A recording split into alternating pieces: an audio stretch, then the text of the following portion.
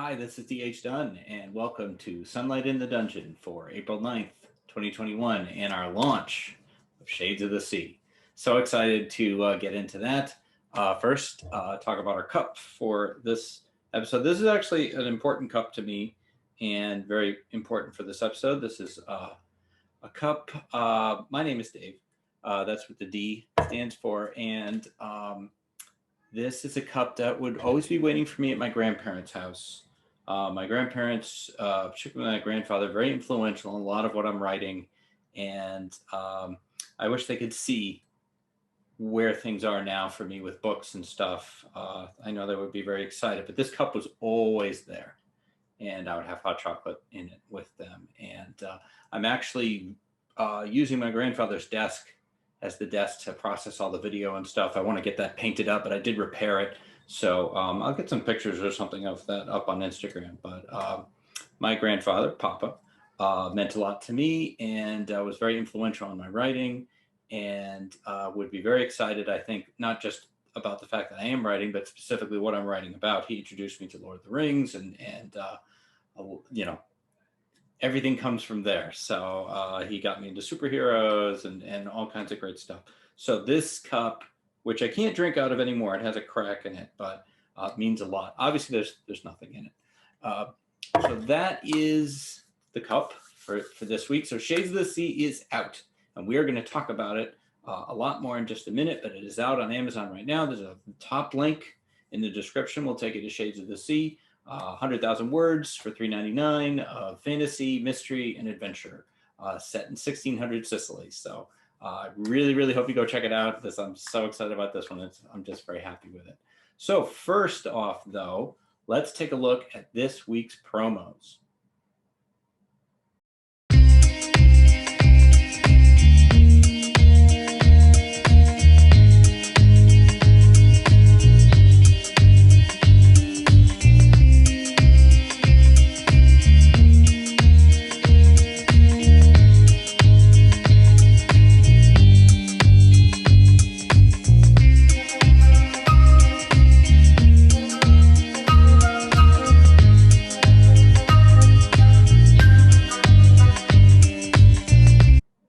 All right, and we are back. So, Shades of the Sea is out. Last time we talked about the amazing cover, the fantastic work that Marta Dec has done, and Marta and I are already talking about the cover for the next book, and very excited about how that one is going. Yesterday, I did a reading of Chapter 1 of Shades of the Sea for Quarancon, which is a quarantine fantasy convention that's online. It's actually active right now. I'll put a link in the description. There's also a sale going on as part of the promos you just saw.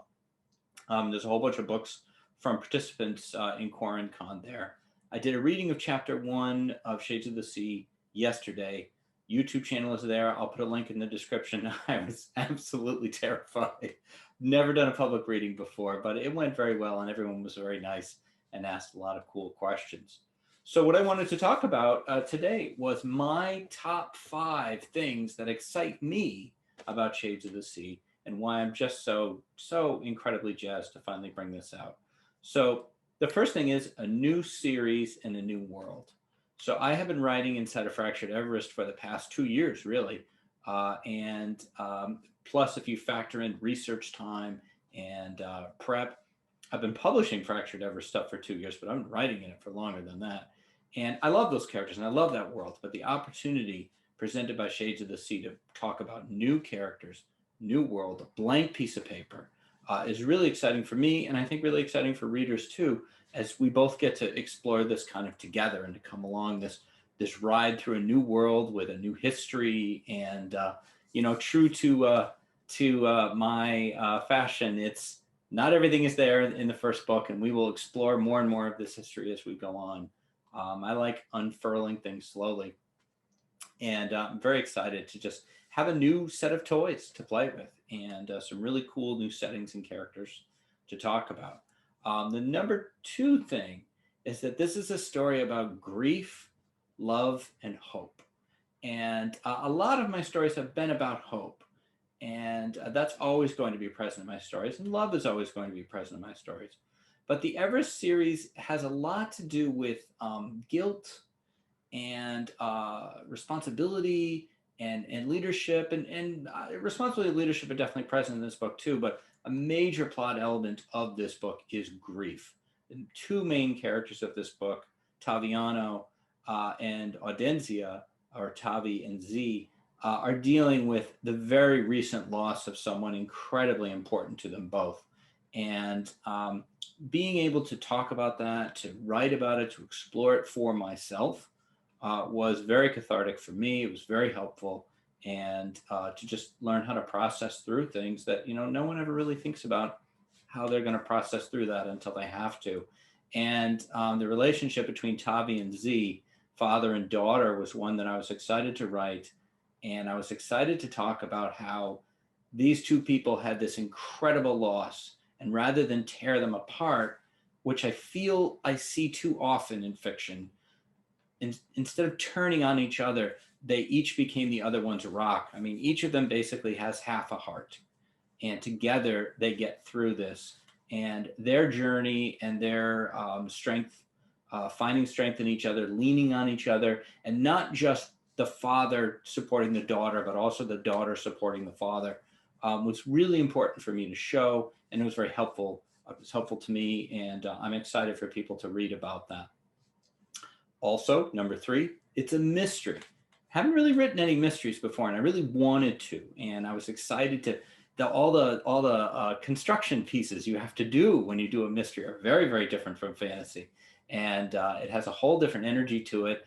A lot of my stories are like A to B. They go here, then they go here, then they go here, and they never go back to the same place again. And this has a lot of revisiting of previous locations and reevaluating, okay, we saw this, but what does that mean? And I had a lot of fun with it. I love mysteries myself. So I was really, really excited to try to take a crack at one with, through my own little fantasy lens. So that's been exciting. Number 4 is monsters. I love to create new monsters. If you've read my stuff, you'll see that there's very little traditional monsters in there. I think dragons are really the only one, and they're not monsters in Everest at all. But basically, all the other creatures in Everest are my own creations and my own kind of weird viewpoint. And I just really like doing things I haven't seen a whole bunch of times.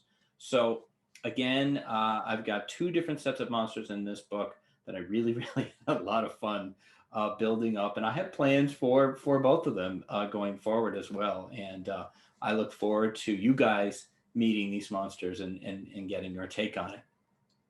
And number 5, finally, is the setting. This is set in Sicily, where I used to live. I lived in Sicily for 3 years as part of the military. My wife and I moved there when we were pretty young. I mean, 24, 25 years old. We had 2 very young children. My youngest son was practically a baby. And we lived there for 3 years, and we lived there. We had Italian landlord. We had Italian people on our street. We had one neighbor who was American, but everyone else was Italian. We shopped at the Italian market. When my Italian car broke down, I had to go to the Italian mechanic. And living in another culture, it was just so great. And it was just so eye-opening to see the differences, to see the things that are the same. And we just fell in love with Sicily and with the Sicilians. And I really wanted to represent them in this story, and just what a resilient people they are, and yet how full of life and happiness they are. It was a great experience living there. And we lived very close to Mount Etna, which Etna is huge and just dominates the eastern half of Sicily. And Etna was in view every single day we were there. It erupted every day we were there. It's never not erupting. It's always smoking. And we saw several really spectacular lava shooting out, and we would sweep ash off the street, and the volcano was part of your life. It was part of your day. And Etna was a character in our lives, and Etna is a character in this story as well. And I was just really excited to take this place. I've been fascinated with Mount Everest for many years. And so I was excited to represent that in the Fractured Everest series, but I never lived there. Sicily is somewhere I've been, and Catania is somewhere that I've been. And so to try to set my new adventures and mysteries and fantasy in in Sicily was just super exciting. And I'm really, really glad that I was able to marry that setting with this story idea. So Shades of the Sea is out right now. You can go get it right now, and I really hope that you do. I think you will have a great time with it, and I'm excited to continue forward with this series this year. We should have more adventures from Tavi and Z and Dante and Janai and all these great characters that I had such a good time with. I have more plans for them, and I look forward to showing you those plans very soon. So that's really it for this one. Not a whole lot else to talk about because I really cleared the decks for Shades of the Sea. I can't believe every time I get to a release, I can't believe we got here. It always feels like you're just never going to get there. But we're here. It's out. I really, really hope you go enjoy it and let me know what you think. If you have a good time with it, please leave a review. That's incredibly helpful to me if you do so. So thank you very much for all your support. You guys are amazing. I love my readers so much. I'm so appreciative. There's so many choices out there that you guys give me some of your time. I hope I help you escape and, take a break from whatever other things are going on and just go off somewhere into some amazing place and have some fun. So that's going to do it for this one. Thanks very much for watching. Stay safe. Take care of each other. And I will see you next time.